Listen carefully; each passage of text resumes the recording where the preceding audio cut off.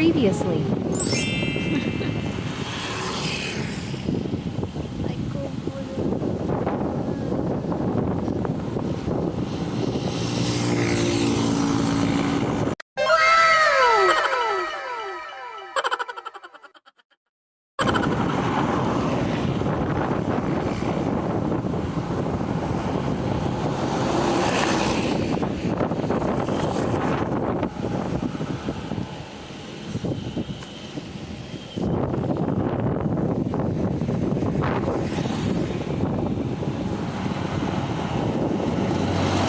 Stretch ng konti, lahat nag-stretch kami konti, gano'n, para, tas konting hangin, konting break, gano'n, tapos underwear na naman kami.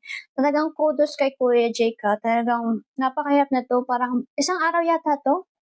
Isang araw ba o dalawang araw? Mamaya makikita ko sa video kung isang araw o dalawang araw. Yung buong trip namin, kotse lang yan, from Taguig going to Bohol, tapos sasakay ka pa ng barko. Wala pa tayo doon sa barko. Yung clip na to, hindi ko lang sure, pero kasi nakita ko, lumabas yata ako ng sasakyan habang nagtitake ng nap, natutulog. Para lang mag-stretch, gano'n, stretch pa, kamay, gano'n, stretch, tapos, yung kaanan na ako, yung parang fresh air. Sabi ko, wow, fresh air. Alam mo naman, pag probinsya, wala masyadong tamucho na So, hindi masyadong pollution. Ayun. Hindi, meron din, may konting pollution, pero at least may konting fresh air naman tayo. Siyempre, ilang oras tayo nasub ng kotse. Gusto na naman natin pag konting exercise, tapos yung fresh air. Yun.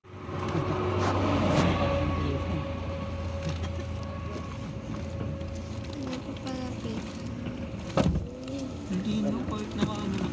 May natapos sila. Sa'yo to.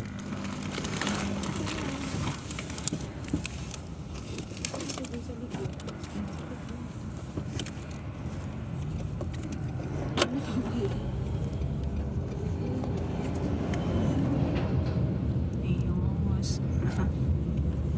May nagkakape pa doon sa dulo. Joke lang.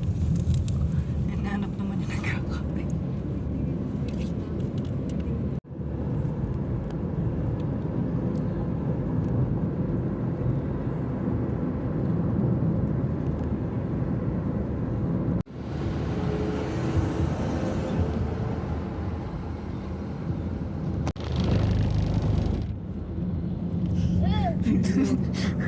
Okay na.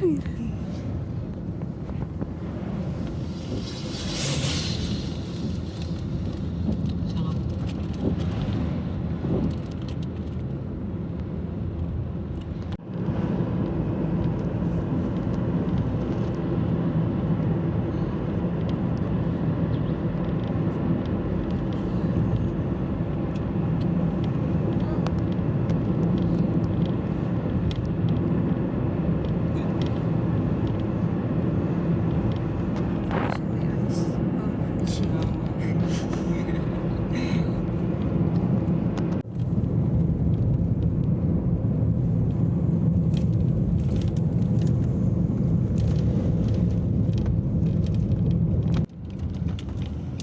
Hindi mo na sa lilim pa.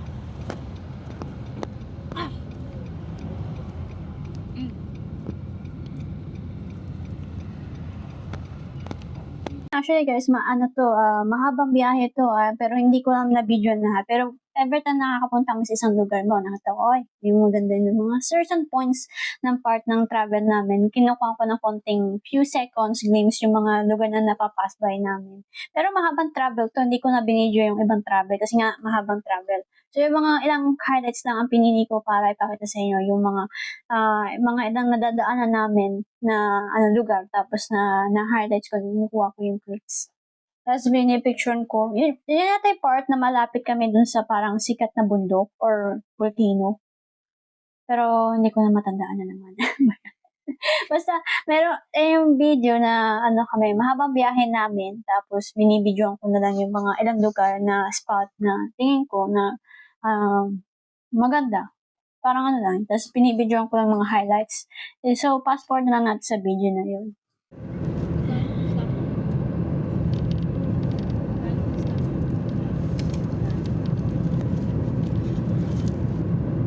Just to let you know guys, ang biyahe na to ay mahaba yan. Sa araw yata or 2 araw ang nilakbay namin. Pero, pinapakita ko na lang yung mga highlight clips. Kasi every time may pinupunta kami, certain designated point, di ko sure kung, basta random.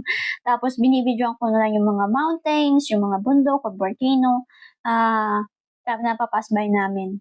Kasi mahaba yung biyahe namin. Pero yan, makikita niyo yung views. Tapos yun.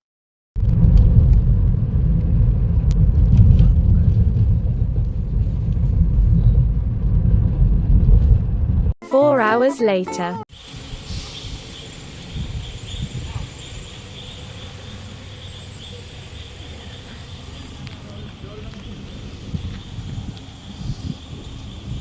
Okay guys, ngayon saglit naman ito yung time na, saan ba yun? Hindi ko matanda kung sa yung lugar, pero yun yung time kami nag-stop over, tapos bibili kami ng ticket para dun sa boat. Kasi yung ticket namin, sasakay kami sa boat eh. Yun. Tapos ito yung ticket. Basta, long story short na lang natin, i-fast forward na natin video, pakita ko na sa inyo yung mga konting glimpse ng mga dinadaan namin, yung ganun. Fast forward na dun. Hindi malapit sa ano.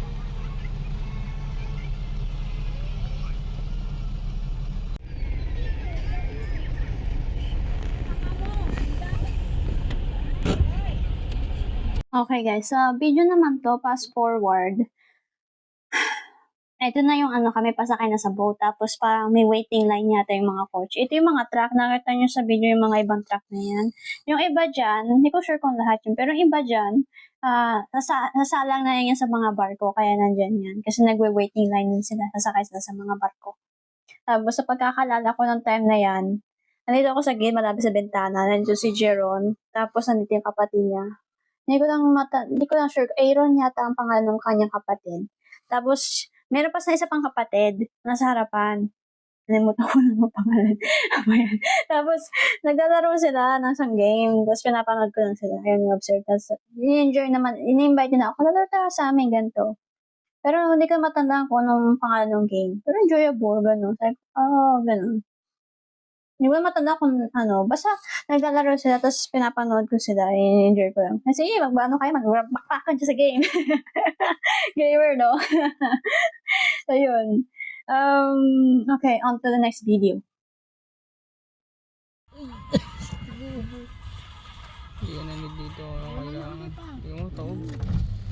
Babato pa yan. Wala na. Guys, meron pala akong video na kuhanan ko, kaso naka-portrait mode siya.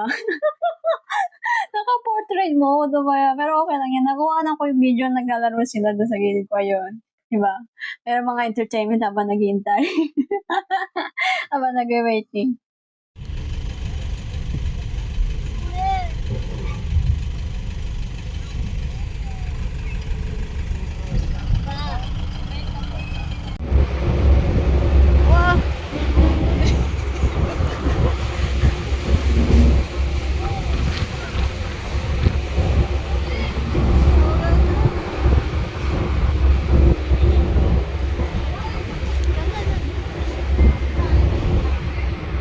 Okay guys, ito naman fast forward. Nandun na kami sa boat, binibidyoan ko na. Yung gano'n, no? At kami labas. Diyan kami sasakay.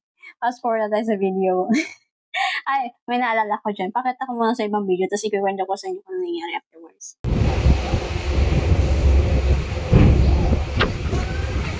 Sa video to, hindi ko sure kung ito yung first time ko sa malaking barko. Pero kasi namalit ako, nakasakay sa maliit na barko. Tapos nakasakay din tayo sa barko dun sa Disney, pero dahan-dahan lang siya. Ito yata yung first time ko sumakay sa napakalaking barko, as in malaking ganyang barko. Naalala ko ng time na yan, pa ako eh. So, bawa naman bandang gitna na kami. Hindi ko alam, nagkaroon yata akong seasick. Nagsuka talaga ako, nag-vomit ako dyan. Bakit ako hindi naman to yung first time ko sa barko. Maraming first time ko sa malaki or something. Pero tatawag na parang yung unang blessing niya. Ano yung blessing? Pero unang bas-bas yata kapag unang sa barko. Kasi ako, nagkasisik dyan, nagsuka. Yung, pero hindi pa agad dyan sa bandang dulo. Medyo, nung pababa na kami, medyo nagsuka ako. Tumakbo talaga. Parang sa third floor yata yun ng barko. Bumaba ako sa second floor kasi may siyo dun. Talaga nagsuka ako dun, nag-vomit. Tapos nahihilo ako. Yung feeling ko parang gano'n. Siguro dahil parang first time ko masisik sa barko, parang sabi nila parang yata yung basbas sa unang barko or something. Kasi nabuhay ako. Hindi mo nangyari yun before, so, yun.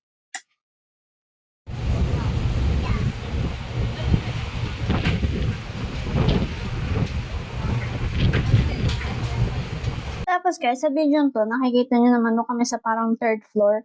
May upuan doon, tapos syempre makakuha ka ng fresh air ng dagat, yun. Makikita mo, tas ito yung upuan sa taas, dito kami nakaupo, abang na Tapos ito yung third floor yata, ito pagkakalala ko, third floor.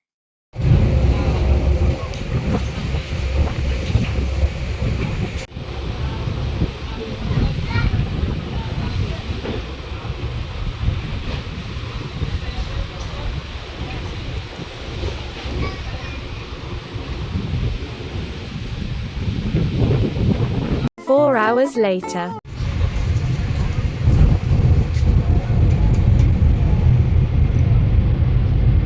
Ang galing guys, nakuha na ko pa ng video yung bangka, yung pares na siya, yung gumagano na yung kanyang likod, tapos nakuha na ko pa sa video.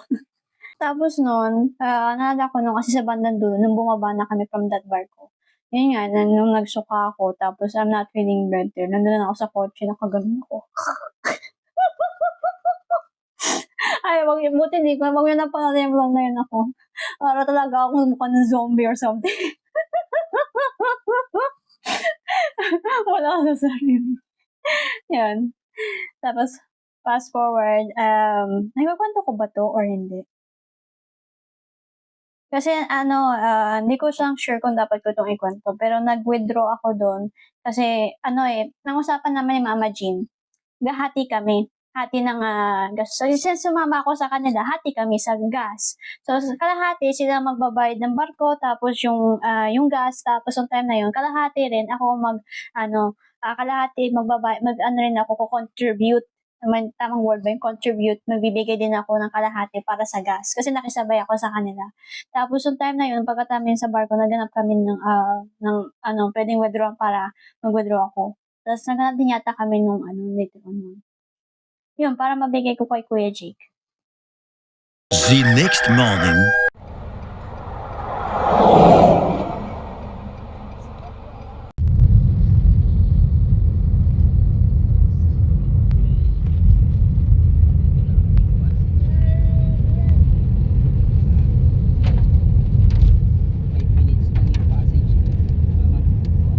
Pero yung mga ganun guys, hindi ko lang sure kung dapat ko pang i-mention sa vlog. Kasi when it comes to money matters, parang hindi ko sure kung dapat ko pa i-share siya sa public or sa Kasi kung importante naman at hindi naman big deal, ay pwede kong sabihin. Pero parang,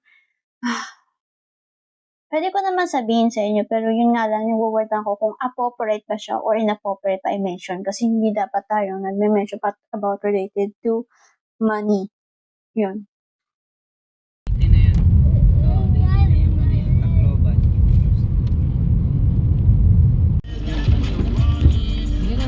Ay, Tapos yung susunod guys, ipapakita ko na sa inyo yung rest of the clips nung Kasi kalahati yata doon, nagtitake turns, tapos natutulog din ako. So yung iba doon, di ko na nabidyo na. Paggabi, di ko na nabibidyo. Siyempre, madilim na, wala kang mabibidyo sa bintana, di ba?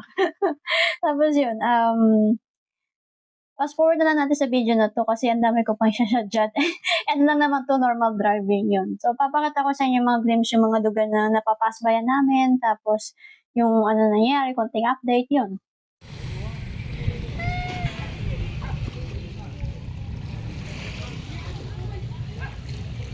Hello everyone! Welcome back!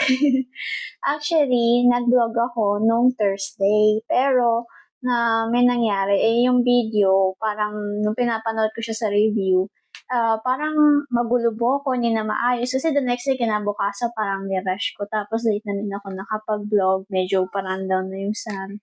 Tapos bukod pa doon, wala akong ka-energy doon sa video nung pinapanood ko. Sabi ko, you need to replace these all clips. Yung reaction po, ni-replace ko. Tapos pinag-isipan ko, nag-decide na lang kami na, reschedule this Tuesday. Kasi yung susunod na araw, Tuesday. Actually, may araw din ng Saturday, Sunday. Nagot ako kasi sa weather nakasulat na na walang araw. Pero yung araw niya, hindi naman exactly, pabago-bago yun. So, ewan, di ba, na-post na lang natin sa Tuesday kasi kailangan ko rin mag-recuperate dahil talagang ubos ng energy ko. Kailangan pag nagbo-vlog tayo, hindi ako pwede yung parang, yung ganun na, yung parang napipilitan or nabuobligahan na. Hindi dapat ganun. Kaya sabi ko, kailangan ko muna mag-recuperate, mag-recharge energy kasi parang na-depleted ako eh. Na-depleted na energy. Wala na, hindi na kaya magsalita. Yun. So, after pahinga muna ako. Tapos, ginawa ko yung mga dapat kong gawin, gawain bahay. Tapos, yung mga i-deliver ko, dapat ko i-deliver. Tapos yun, natapon ko na yung mga basura, whatnot. Ganun na. So, fast forward, andito tayo sa Tuesday. Next week ito na yung week na sumunod. Tapos ngayon, continue natin yung ginawa ko sa reaction 4 kasi meron akong hindi na vlog doon na isang clip din. Tapos bukod doon, namisat ko pala isang clip, hindi ko na notice. Ayun ko lang na notice, habang binibriefing ko yung sarili ko, ito yung video.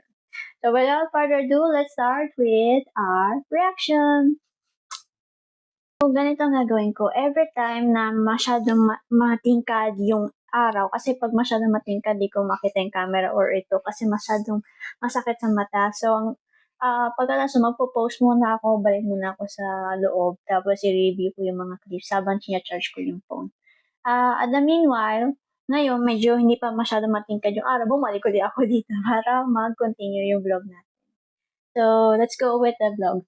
Ang huli kong nakita sa clips, yung huli kong last na na-explain is yung nandun na kami sa, I think hindi ko sure pero ayun ay Leyte yata. Somewhere sa Leyte na malapit sa Tacbilaran. Yun. Okay. Maaring, hindi ko sure kasi hindi ko masyado matanda. So, excuse me kung maaring Tacbilaran o Leyte isa lang or hindi. Hindi ko na maalala kasi. Basta, yun na lang gawin natin. Apologize kasi 2 years ago na yun. So, hindi ko na masyadong maalala. So, yun.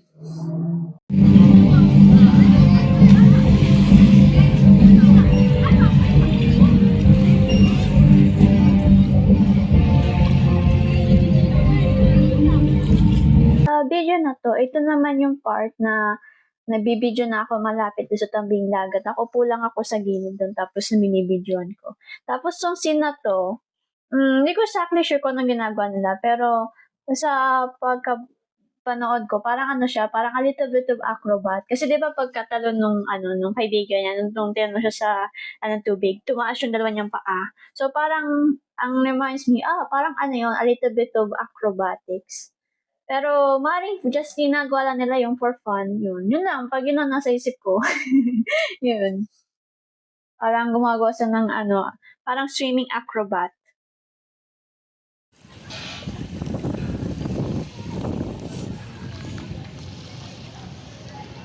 Smile.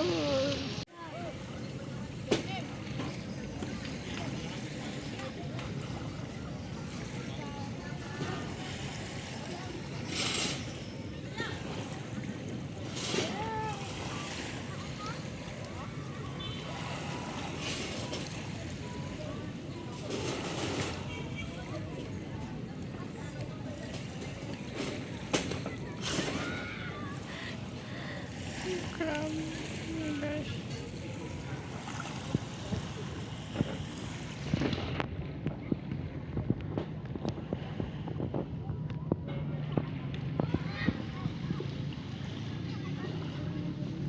Tapos sa bidyong to, noon ako siyang pinapanood, parang, binibidyo ko dito? Tapos nakita ko may maliit na butas dun sa sand. So bigla akong naalala, binibidyoan ko yata yung crab. Nasaan yung crab?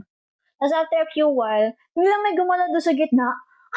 Yun pala yung crab! Sa pag tinignan mo maigi yung video, yung crab, pero hindi mo siya masyado malata kasi yung skin ng crab is kapares nung yung kulay ng sand. So parang nagka-camouflage siya sa sand. Hindi mo makita yung crab na, totoo yan, anong time na yan? Kahit totoo ang mata, hindi ko napapansin yung crab. Kaya kailangan ko gumamit ng zoom. Pero kahit sa zoom yata, hindi masyado makita. Pero kita naman sa, ano, sa Zoom yung, kasi yung sun, ito yung sun, tas may mga butas. Pag may nakatang butas, parang assumption ko, ayan yung mga parang crab na nagtatago, tas lumalabas sa sand. Tapos, sa sobrang pares ang kulay na skin color ng crab doon sa sun, hindi mo mahalata may crab doon sa sun. Mahalata mo lang, pag may biglang may gumalaw, oh, biglang may gumalaw. Ang galing niya, nagka-camouflage. Tapos biglang pag gumalaw yung crab, doon mo lang manonotice na, may crab pala doon.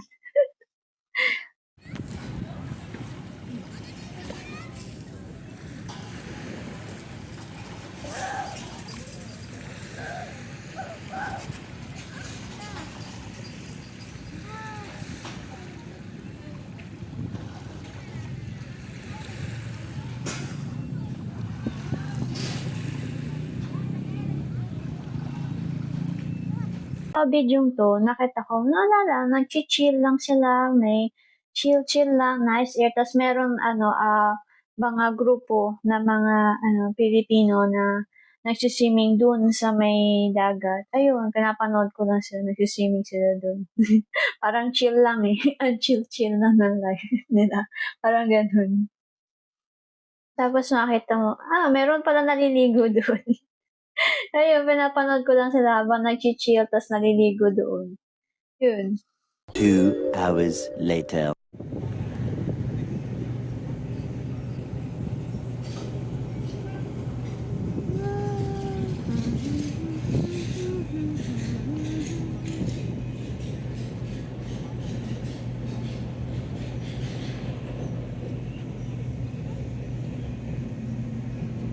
Tapos sa video to, ito na yung passport. Habang nung nandun na kami bandang hapon, tanghalian, yung ferry doon nakita nyo sa video, yung sasakyan namin. Tapos pag pinapanood ko to, ito yung nandun ako sa gate, tapos binibideo ko parang 360 degree. Hindi may sa akin 360 kasi hindi na ako matulog sa pinakadulo. Hanggang dito, yan. Tapos yung nakita niyo yung ferry na boat, yun yung pangalawang boat na sasakyan namin. Pero sa pagkakaalala ko this time, hindi na ako nagsuka kasi binigyan na nila ako ng parang yung sisik na gamot para sa mga para pag yung mga taong nagsasakay sa boat tapos na parang nasisisik sa motion sickness. Ayun, binigyan nila ako ng gamot para ininom ko naman. I think that time, saka sinabi rin nila sa akin that time, this time, yung pangalawang barko, hindi na masyadong uga ng uga. Yung hindi masyadong, so less na daw yung pagkahilo or yung pagkasusuka sa motion sickness sa mga barko. Ayun, yun ang pagkakatanda ko. Tapos ayan, yun, lang kami habang nagwe-waiting lang kami doon sa ferry. Yun yung time na yun, pagkakalala ko.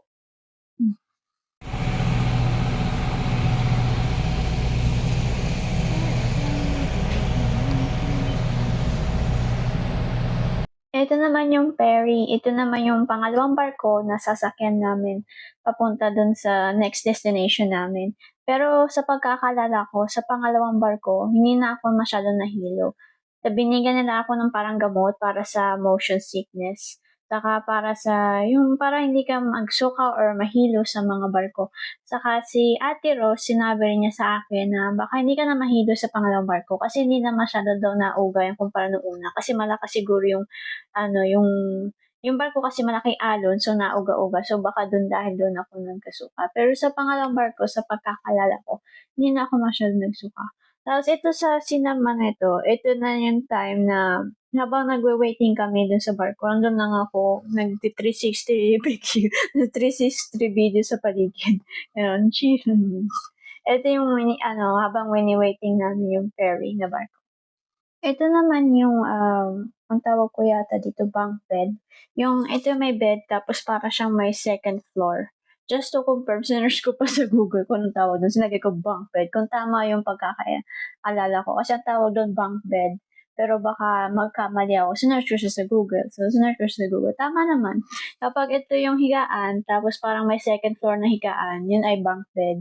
Ito naman nasa loob kami ng barko. Tapos, ito na yung, di ba the last time pumunta tayo sa unang barko, yun yung nakaupo lang kami sa taas. Tapos, ito naman sa second na barko, meron silang bunk bed. Yun, leather. Tapos, yan, open area, lampasan niya ng hangin. 2,000 years later. Etong next na clip na video, ito naman yung bibigay ko. Papakita ko sa inyo yung mini room tour sa bahay ni Mama Jean. Ito yung mini room tour. Tada!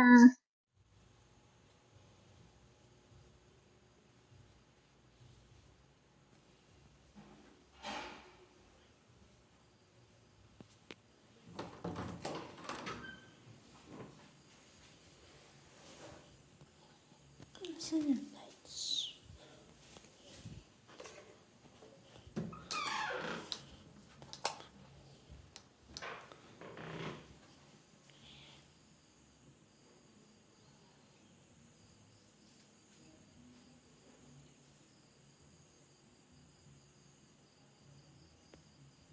Ito naman sa clip na to, ito naman yung parang ating mini room tour sa kwarto. So yun, papakita ko sa inyo yung ating room tour sa bahay ni Mama Jean. Tapos, nung pagpasok ko dyan sa room, nagulat nga ako kasi parang, alam na nila, na-expect nila, doon ako darating. Tapos, nagulat ako kasi pagkita ko sa bed, merong, yung tuwalya dinesign na parang flower. So, ang feel talaga niya pagpasok mo, para kang pumunta sa isang, parang accommodation na hotel. Yun yung una kong impression. Like, wow! Tapos, meron pang dalawang tuwalya dun, di ko alam kung paano na ginawa yun, pero naka-design siya na parang bulaklak. Ang ganda.